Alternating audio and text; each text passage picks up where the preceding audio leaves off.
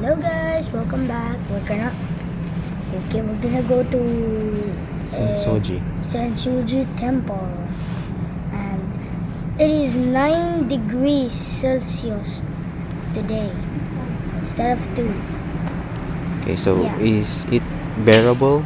How's the cold? Yes, it's bearable. I got 2 layers now. That's why I'm right.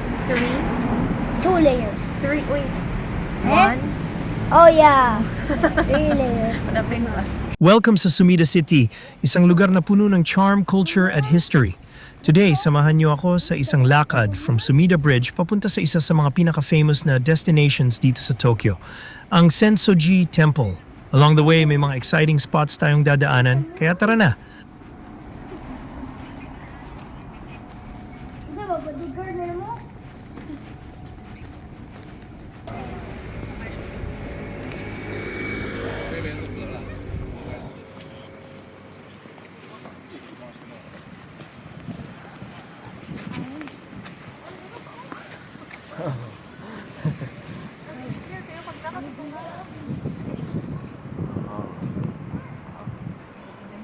Unang stop natin, ang Sumida Bridge.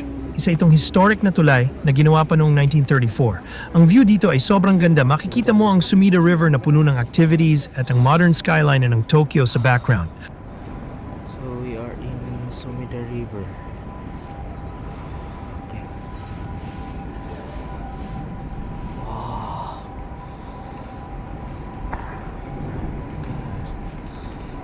Nice. Oh.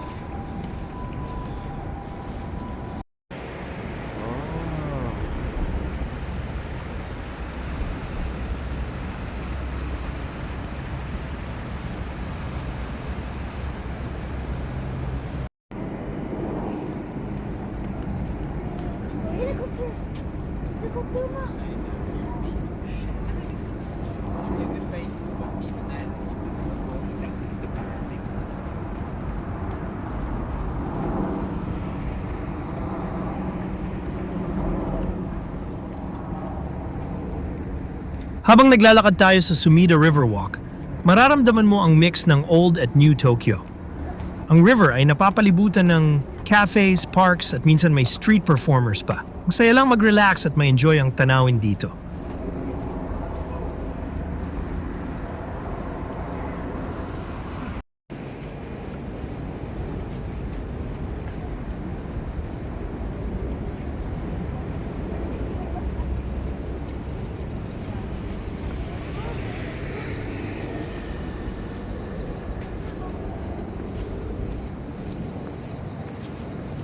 Sa kabilang side ng river, makikita mo ang Asahi Beer Hall na gawa ng sikat na architect na si Philippe Starck. Yung golden flame sa taas, tinatawag na Asahi Flame.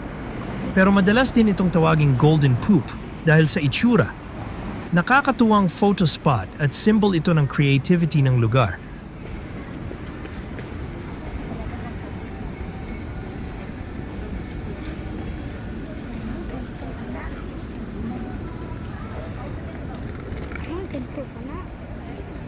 Di na mo?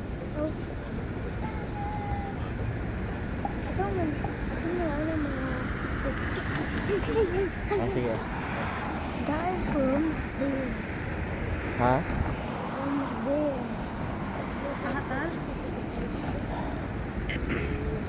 Okay. Ikimising.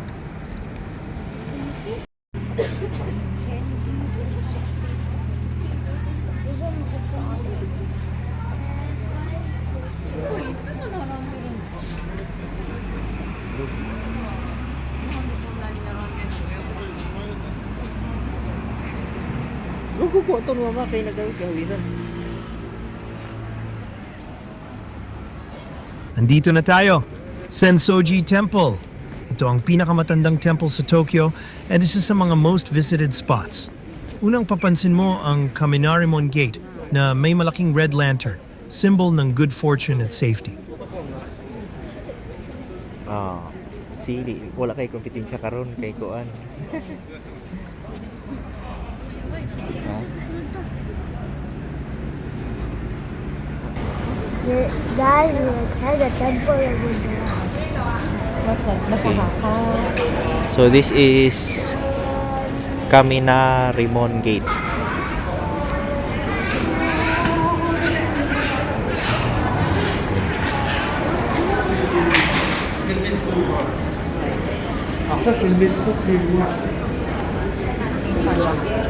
Okay, so well, the downside for this that na pumunta kami ng gabi is wala na masyadong nagtitinda.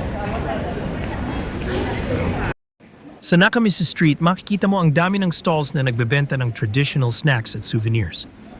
Tikman mo ang mga ninyoyaki, small cakes na puno ng red bean paste, fresh na senbi, rice crackers, at iba pang local treats.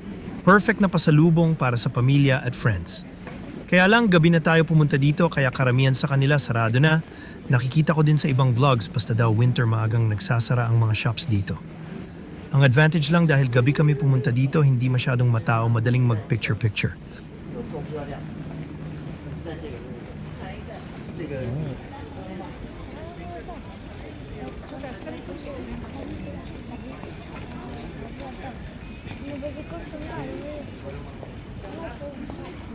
Ha? Oh, na yung mga kuwan na to mo. Fox something. Oh, ta. Oh. Ah.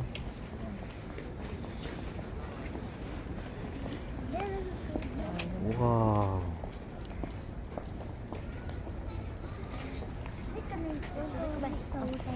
Oh.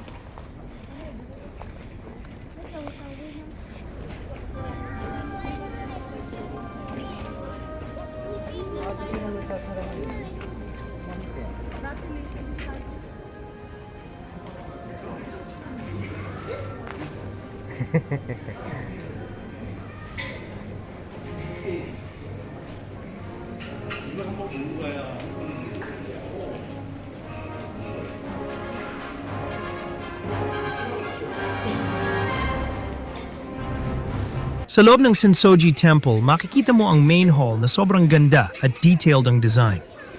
Dedicated ito kay Kannon, ang Buddhist goddess of mercy. Subukan mo rin ang omikuji, yung traditional fortune telling, at magsindi ng incense para sa blessings at good health. Sobrang peaceful ng vibe dito. Pero dahil nga gabi na kami pumunta dito, wala na tayong naabutan, sarado na.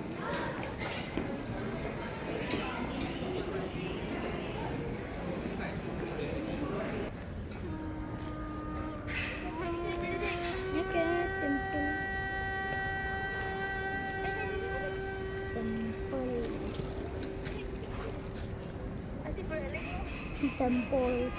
Bakit?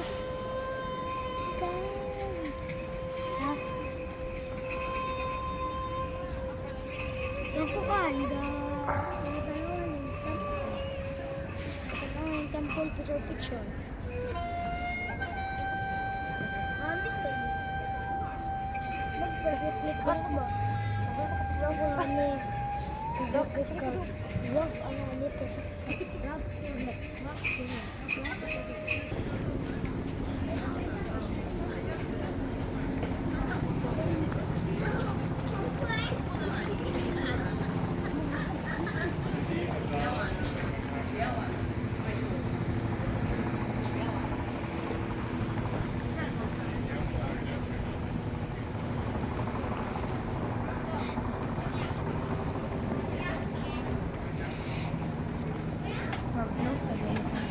Close na ang mga kuan.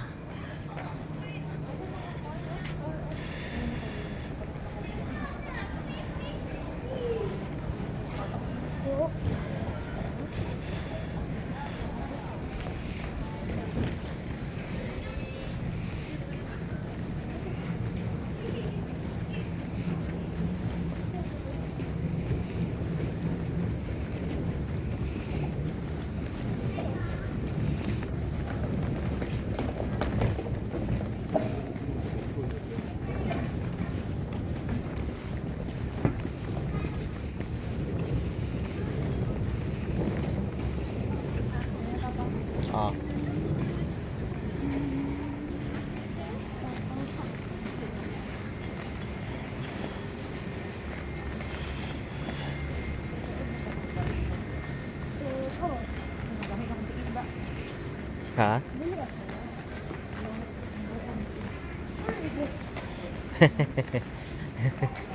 Itog na, di yung kamot dong, nga naamay ko an. Bawa na niya.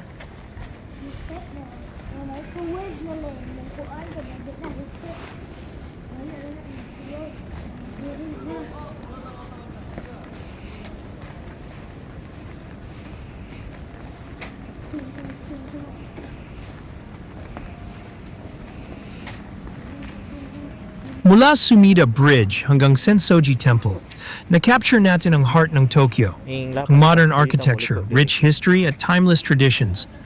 Whether it's the towering sky tree, playful golden flame, o ang spiritual experience sa Sensoji, siguradong sulit ang adventure mo dito.